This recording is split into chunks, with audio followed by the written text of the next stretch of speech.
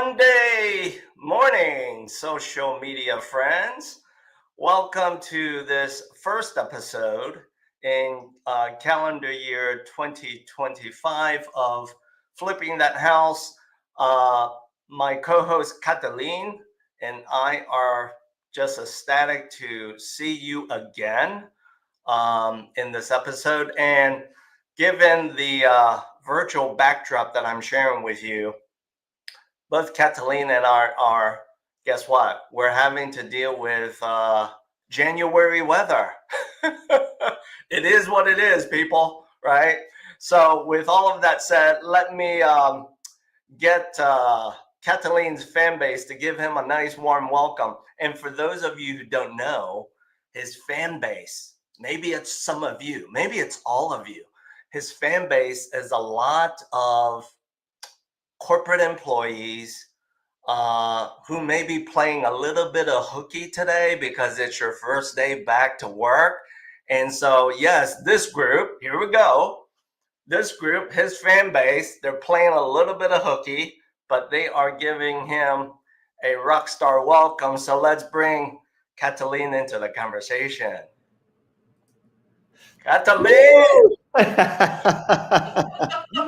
Oh, that was great, Bill. That was great. Honestly, I got to tell you, your editing is getting better and better. The music, the videos, the backdrops, everything is on point. I love it. I'm super honored to be here with you again. I love our podcast every month, and I'm so grateful that our paths intersected. Happy New Year to you. Happy New Year to everybody that's watching us. I feel like it's truly today is the actually first day of 2025 because everywhere I look, everybody's back in business. Kids are back to school. Everybody's like ramping up their goals. I hope you guys wrote down your goals and action plans and getting there. But I'm super grateful that we are part of this real estate environment, and hopefully we add some extra fire or extra gas on your fire and your goals for 2025. So super pumped, super excited. Let's get going. Absolutely. And by the way, before I throw the ball to Catalin for him to lead us in today's episode and conversation, let me remind all of you who have shared your time with us as we live stream our conversations with you, and hopefully from where you sit, we're sharing just enough content that gives you some impact in your life, in your real estate projects, and so forth. What can you expect in this calendar year? I've shared this with Catalina already. You can expect that we will be bringing on as frequent as possible some interesting guests that are part of the process, part of the team when you are either flipping that house hacking, or if you're not ready for those two things, maybe you just want to get into the game of owning your first property. Well, along the way, you'll get some valuable content as well. So with all of this said, Catalin, why don't you lead us off today in this first episode of 2025. What is going on in the local market as far as real estate? What's happening? Bill, I have to tell you that traditionally the real estate market, I would say that the spring market in Chicago starts after the Super Bowl. Well, in 2025, the market has started. It's insane. I have to tell you, my team and I took some clients, some buyers out this weekend, and every single open house that we stepped in, they had at least 10 parties waiting to go in, and it was just an absolute madman show. It was insane. We're listing one property, and we're coming live on Wednesday in 2 days. And my strategy is to always put it on the private network to see, test the market, test the pricing, test everything. It's been listed on the private network, meaning people cannot see it on Zillow, Redfin, only real estate professionals can see it. I've already had two realtors reaching out to me. It's like, we need to go in now before it's the market. And I'm like, it's insane. The demand is there. There's no supply. And we're foreseeing an extremely hot 2025. We're closing on a new build in Ukrainian Village right now. And the builder has another house, the same one next door. Wow. I'm so grateful that my buyers went ahead and listened to me. I said, listen, buy in before the holidays, and they did. We were able to actually negotiate the price a little bit lower, and we did the final walkthrough this morning, and the builder told us that they already have two multiple offers on the same building next door, and it's going to go over ask. And my clients were absolutely ecstatic knowing that they bought a house, and basically 2 days later they're going to walk into tremendous equity. So the market is hot, the market is heating up, and I'm super excited for 2025. I think we're going to put some great records out there. We're gonna set some records for flipping and for helping sellers and buyers in 2025. I am right there with you. I see the same thing. Before we ended December 2024, I had a handful of clients that were committed to buying their next property. And, we were still working just like you were across the holidays. We were having conversations, we were throwing down approvals, competing, and sometimes, unfortunately, multiple buyer and offer situations. And Catalin, this, in the business that we're in, because real estate is a team sport, sometimes you have to do what is not so traditional, and that is we pick up the phone. Yes. And if you are the listing broker representing seller, I pick up the phone. We pick up the phone just to say, hey, Catalin, we know each other, or we're going to get to know each other. And by the way, here are the reasons why my buyer and our approval is rock solid. So don't hesitate to really consider their offer. And if the reason why we're having this conversation, you're like, what, I'm leaning toward your buyer's offer anyway, so boom.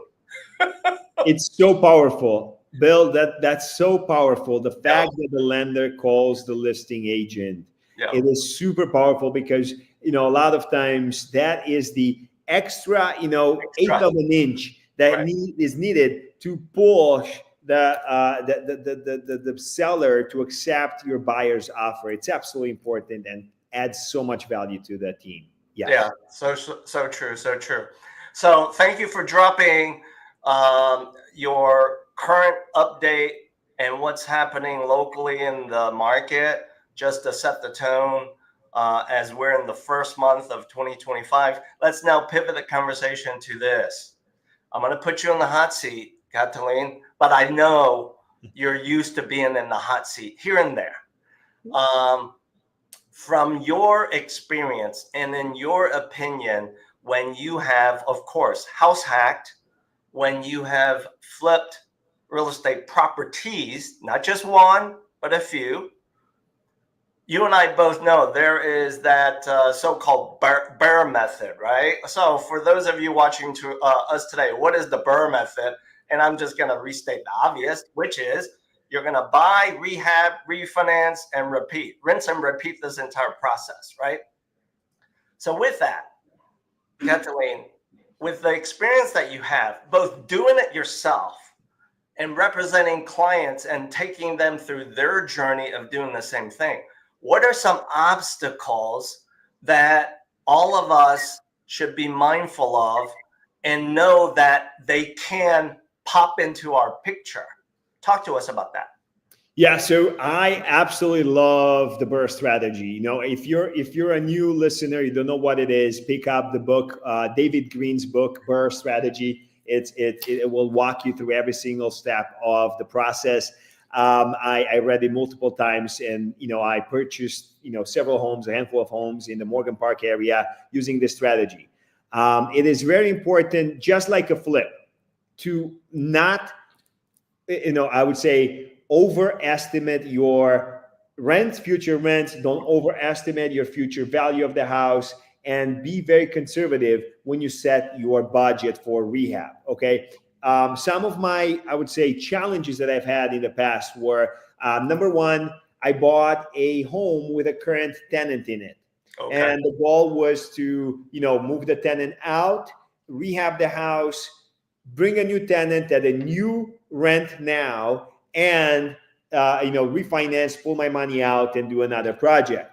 Well, I've had situations where the current tenant living there didn't necessarily want to move out, or they stopped paying rent, and that was an additional expense to either evict or hold a note that, if you guys know, and Bill, you can help us more with that. When you do a 𝙃 finance, you usually do a construction loan, acquisition plus construction, and those loans have, one, a higher interest rate, and then two, they have usually a 1-year maturity date. Well, you have to finish the product and get it done, and time is not your friend.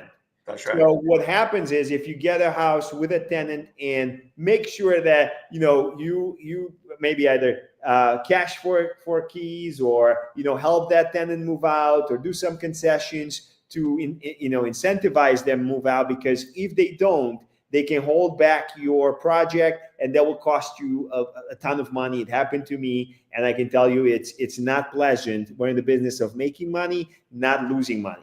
Yeah. Secondly, the most common problem I've had is, I think most of my burrs have went over budget, right? I don't know any of my peers in real estate that say, oh, I set the budget and I always stick to it, or I always finish a project below it. Guys, you're always going to have to go over budget, so have a contingency reserve. Have a 10 to 20% contingency reserve. And if your numbers don't work with that contingency reserve, then don't buy the house. Oh, good advice. Very important. Very important. Because otherwise, you're gonna again, we're in the business of making money, not losing money. I love that's Warren Buffett's number one thing, is like, it's very, very important. Stuck with me, and I apply it to my business. And then lastly, the after rehab value. Okay, do not overestimate that. A lot of times, we're entrepreneurs. We want to make a deal work. We're optimistic, and we say, hey, we're going to put fancier cabinets. We're going to put fancier finishings, and then my home is going to appraise more than what's on the market. Right. I will tell you right now, the appraisals don't care that you paid more on your cabinets. The appraisers don't necessarily care that you paid more on your mirrors. Right. The appraisers look at what's in the neighborhood. And if the same house with the same square footage sold 3 months ago for $300,000, then your chances are that your house is going to appraise at $300,000. And if your numbers were for $350,000, don't take the risk. Yeah. Don't take the risk. So those are the three things. Make sure that you handle, all that, keep things on time. Right. Secondly, keep it on the budget and have a contingency reserve. And lastly, make sure you do not overestimate your after rehab value. And those are my three things that I will always look for in a burr. Yeah. And for that reason, you've heard me share this in previous episodes. It's kind of a ongoing mantra of mine. Social media friends, those of you watching this, either as a live stream or as an on-demand recording, real estate is a team sport. Make sure you got the right team on the field with you to get to your end zone and score the touchdown. All right. So let's now move to this next conversation point. This is a fun one because the answer is always different from one person to the other. And so my question to you, Catalin, is what would you do today? What would you do today if you freed up, you came upon $45,000? Now, mind you, it's not the Mega Million prize, right? But $45,000 is kind of like, hey, you might actually trip and come upon that pretty easily. What would you do with that money? You know, put it all on red. No, I'm sure. I don't. I do not like gambling. I stay away from it. But just a little joke. So, guys, $45,000. We just talked about some projects that I've done in Morgan Park, right? Okay. I would. That's exactly. You can do two things. You can do a flip or a burst strategy with a project that's under $200,000, and there's plenty of homes in I would say south side of Chicago that will fit that criteria. I personally like South Holland. I like Morgan Park. I like 𝙁𝙤𝙪, and that's where I look for. So my number one strategy will be to find a let's talk about Burr. So my number one goal would be to find a property that the acquisition plus rehab is under $180,000. There you go. Okay, that's exactly what I would do. I would find that project. I will reach out to you, Bill, and say, hey, I found a house. Let's say it's $120,000, and I need to put in $60,000. Okay. To rehab, put kitchen, bathroom, and fix the floors and paint it so I can get it ready for rental. And based on the numbers, let's use, I say, after my rehab, the home is going to be appraised at $250,000. Okay. That is exactly what I would do in a burst strategy. And if I had $45,000, and I know that you have the lending product to help me do that. All right. I love your answer. It was as I suspected, right? You're always about let me leverage this nice little gold nugget into a few more golden goose eggs for me, my clients downstream. So, audience members, let me share with you, if you might be carrying student loan balances up to $40,000. Why am I bringing up this question? Let me whisper this to you. If you don't know it already, or maybe you heard about it, but you're thinking like, no, it can't be true. It is true. So here goes. For those of you who may be carrying student loan balances up to $40,000 through a third-party down payment assistance solution, you can have all of those student loans paid off, consolidated. But here's the nice little twist. You got to buy a home, and with an additional $5,000, that's the total of $45,000, that becomes your all-in down payment assistance to do two things at one time.